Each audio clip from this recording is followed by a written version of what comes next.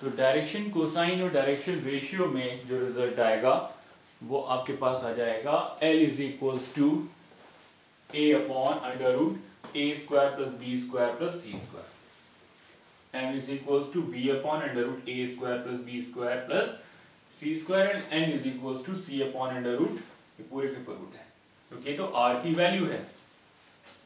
अब यहां से एक रिजल्ट और भी निकाल लेते हैं, काफी कॉमन है वो result, cos square alpha cos square beta plus cos square gamma की वैल्यू को कैलकुलेट कर रहे हैं। एलएमएन हो गया cos square alpha means L square, इस एक्सप्रेशन का स्क्वायर ए स्क्वायर अपॉन ए स्क्वायर बी स्क्वायर सी स्क्वायर, कॉस बीटा मतलब बी स्क्वायर अपॉन ए स्क्वायर बी स्क्वायर सी स्क्वायर, कॉस गामा मतलब सी स्क्वायर अपॉन ए स्क्वायर बी स्क्वायर सी square. इन सभी का LCM ए square B square सी square आएगा, ऊपर ए square B square सी square cancel होने के बाद 1, ये रिजल्ट 1 के इक्वल आता है। कई जगह कॉस स्क्वायर अल्फा, एक और रिजल्ट है इसी से रिलेटेड, कॉस अल्फा को 1 minus sign square alpha, cos beta को 1 माइनस साइन स्क्वायर बीटा और कॉस गामा को 1 माइनस साइन स्क्वायर गामा भी लिख सकते हैं। उससे रिजल्ट निकल कर आएगा sine square alpha plus sine square beta plus sine square gamma is equals to 2। Important result है, इसको भी याद रखेंगे। देखिए एक्सरसाइज स्टार्ट करने से पहले यहाँ पर एक क्वेश्चन है वो ले रहा हूँ, find the direction cosines of X Y and Z axis. आपको फाइंड करना है कि एक्स वाई और जेड एक्सिस के डायरेक्शन कोसाइंस कितने होंगे। देखो पहले एक्सिस बना लेते हैं, मान लो ये एक्स डैश है और ये वाई डैश है, जेड को हम बना नहीं पा रहे यहाँ पर क्योंकि ये 3 डायमेंशन का केस है। Direction cosines cos alpha cos beta और कॉस गामा होगा। अगर लाइन हम एक्स एक्सिस का डायरेक्शन कोसाइन बताना है तो लाइन हमारी एक्स एक्सिस के अलॉन्ग होगी, एक्स एक्सिस पे लाइन होगी तो एक्स एक्सिस से एंगल बनाएगी वो 0 डिग्री होगा, तो अल्फा 0 हो जाएगा, cos 0 cos beta Y axis से 90 डिग्री होगा और जेड एक्सिस भी परपेंडिकुलर होगा एक्स एक्सिस के, तो यहां पर भी कॉस 90 होगा। तो direction cosines of X axis 1 0 0 X axis direction cosines. Y axis के केस में कितना एंगल बनेगा, सपोज करो अब यहां पर ये वाई एक्सिस है, ये वाई एक्सिस है वाई डैश, ये है जेड डैश, हमने एक्स नहीं लिया, तो इस केस में एक्स एक्सिस के साथ जो एंगल बनेगा वो 90 डिग्री होगा, कॉस 90, वाई एक्सिस के साथ तो 0 होगा, cos 0 and cos 90 Z axis के साथ, तो 0 1 0, ये क्या होंगे direction cosines of Y axis. और जेड एक्सिस में क्या होगा 0 0 1, direction cosines of Z axis. एक क्वेश्चन और लेते हैं,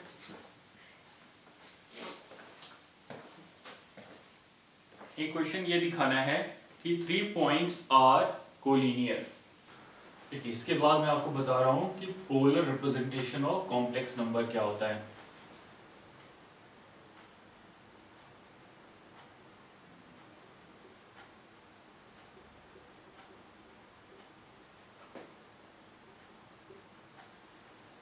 देखिए जो भी कॉम्प्लेक्स नंबर है वो एक पॉइंट को रिप्रेजेंट करता है और पॉइंट आर्गेन प्लेन में लाई कर रहा होगा।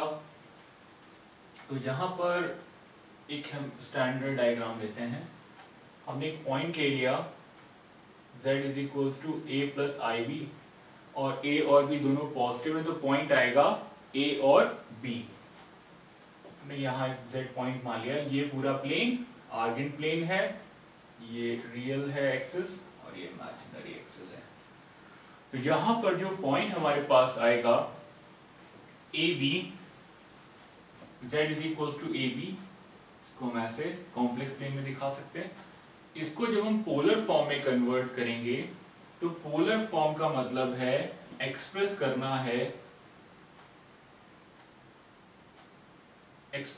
है z is equals to a plus I B को r और थीटा के टर्म्स में, r and terms of theta.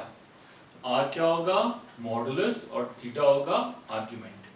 देखिए इसके जो बेसिक स्टेप्स हैं वो क्या होंगे, ये ओरिजिन है और हमने इससे इस पॉइंट को ज्वाइन कर दिया। अब ओरिजिन से इस पॉइंट का जो डिस्टेंस है वो कितना आएगा, अंडर रूट ए square plus B square. Reason क्या है, यहाँ पर इस पॉइंट को कुछ नाम दे देते हैं। ये पॉइंट P है और ये O है। तो जो पॉइंट P और O का जो डिस्टेंस आएगा वो डिस्टेंस फॉर्मूले से क्या होगा, OP जो डिस्टेंस होगा वो कितना होगा, a minus 0 whole square plus b minus 0 whole square. तो ये OP जो डिस्टेंस है ये आएगा under root a square plus b square के इक्वल।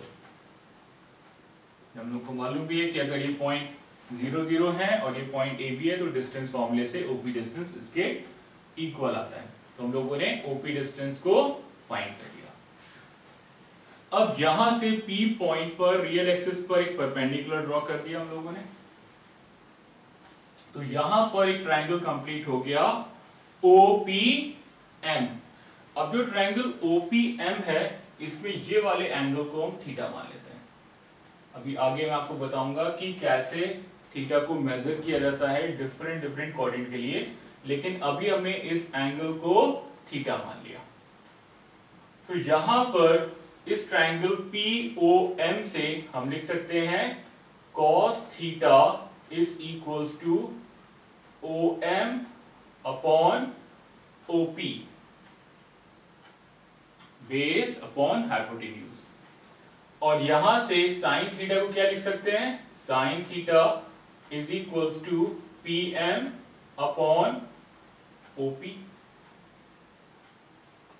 अब यहां पर देखिए जब ये पॉइंट है P, A, B इसके कोऑर्डिनेट है तो ये वाला डिस्टेंस A होगा और ये डिस्टेंस B होगा।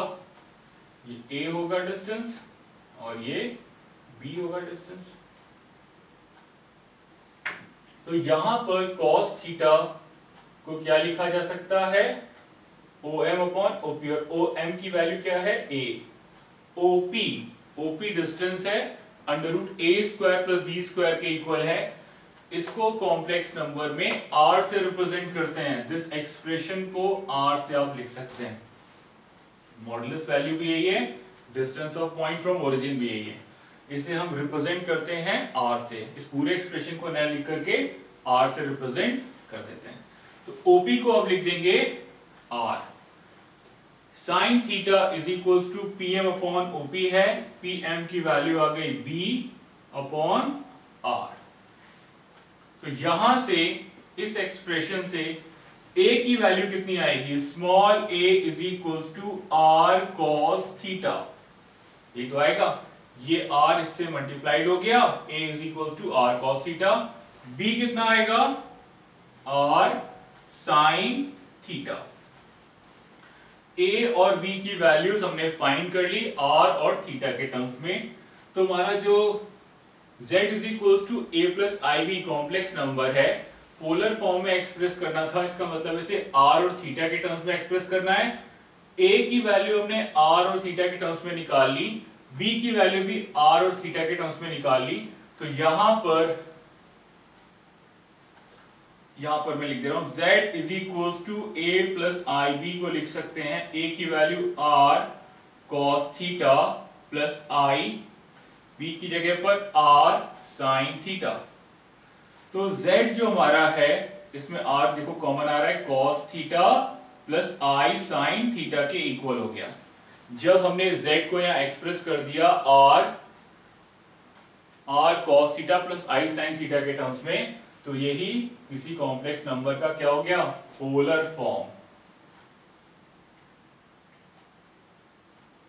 तो तो हमने किसी भी कॉम्प्लेक्स नंबर को अगर पोलर फॉर्म में कन्वर्ट करना है तो r ब्रैकेट में cos theta plus i sin theta में उसे एक्सप्रेस करना पड़ेगा। r क्या होगा, उस कॉम्प्लेक्स नंबर का ओरिजिन से डिस्टेंस, और थीटा क्या होगा, वो कॉम्प्लेक्स नंबर कितना एंगल बना रहा है पॉजिटिव एक्स एक्सिस से। देखिए यहाँ पर जो एंगल है वो डिफरेंट फॉर्मेट में भी लिया जाएगा। यहाँ पर इस एंगल को आर्ग्यूमेंट बोलते हैं, वो मैं आपको अभी इसकी नेक्स्ट थ्योरी में बता रहा हूँ। अब देखिए इसके बाद हमने किसी भी कॉम्प्लेक्स नंबर को अगर पोलर फॉर्म में एक्सप्रेस करना है तो दो चीजें इंपॉर्टेंट हैं, एक आर और दूसरा थीटा। अब थीटा यहां पर जब फर्स्ट क्वाड्रेंट था तब तो हमने ये वाला एंगल ले लिया, पर कॉम्प्लेक्स नंबर में आर्ग्यूमेंट कैसे लेते हैं ये मैं आपको भी बता रहा हूं। देखिए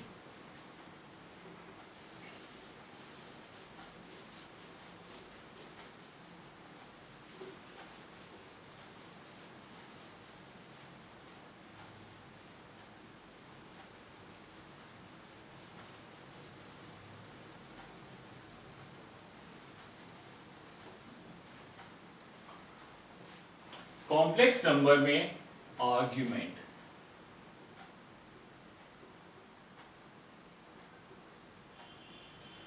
देखिए इन जनरल क्या होगा कि अगर आपके पास ये एक्सिस है x x डैश, आपको कोई पॉइंट रिप्रेजेंट करना है तो आपको बेसिक्स मालूम है कि आपने इसको पॉजिटिव x एक्सिस से जो एंगल बनाएगा वो एंगल थीटा होगा।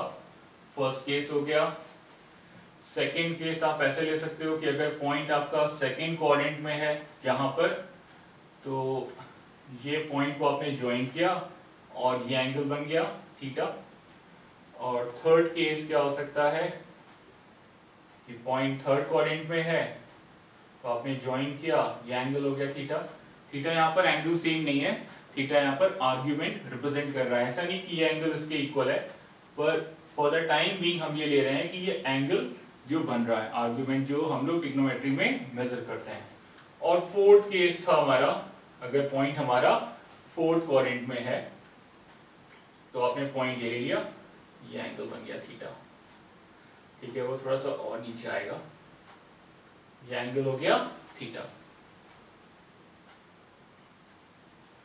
लेकिन जो कॉम्प्लेक्स नंबर है वहां पर आर्ग्यूमेंट जो डिफाइंड है, जो प्रिंसिपल आर्ग्यूमेंट है, ये जो आर्ग्यूमेंट जो एंगल बन रहा है थीटा की वैल्यू कहां से है, 0 से 2 पाई के बीच में। यहां पर थीटा 0 से स्टार्ट हो रहा है और 2 पाई पर जाकर के एंड हो रहा है। इसके बीच में हम सारे जितने भी पॉइंट्स हैं उनको रिप्रेजेंट करा सकते हैं। लेकिन in case of complex number जो प्रिंसिपल आर्ग्यूमेंट है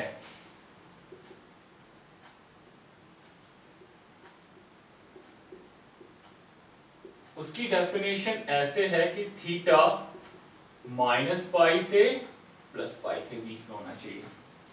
तो यहां पर जो एंगल मेजरमेंट है वो देखिए कैसे है। ये आपके पास रियल एक्सिस है, ये 0 डिग्री है। अगर आप एंटी क्लॉकवाइज डायरेक्शन में एंगल मेजर करेंगे तो ये पॉइंट पाई का होगा, यहाँ पाई आएगा। तो अब आप एंगल कैसे मेजर करोगे, ये एंगल हो गया पाई। और अगर आप यहां से